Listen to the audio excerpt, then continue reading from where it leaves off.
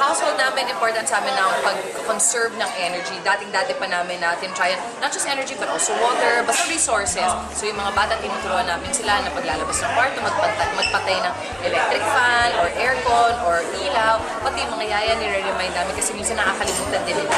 Ang sabi ko naman sa kanila, wala namang problema kung naka-on yung mga appliances kung may gumagamit. Pero yung talagang ayoko yung naka-on pero wala namang gumagamit, naka-on ng TV, walang nanonood. Parang sayang na sayang talaga sa energy. We also unplug because we've learned nga na yung pala kapag kunwari walang gumagamit na appliance, kapag na-unplug siya, nagko-consume pa siya ng energy, ng electricity, I mean. And all little things. We also, I think, wash our clothes 2 or 3 times a week kasi sabay-sabay na siya para hindi everyday na naglalaba. Stuff, simple things like that.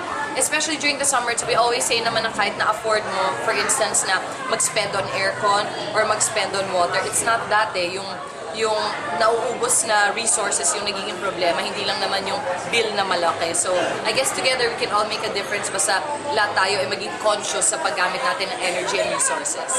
Ikaw, anong tip mo? Follow and share on Facebook, Twitter, and Instagram. Iliwanag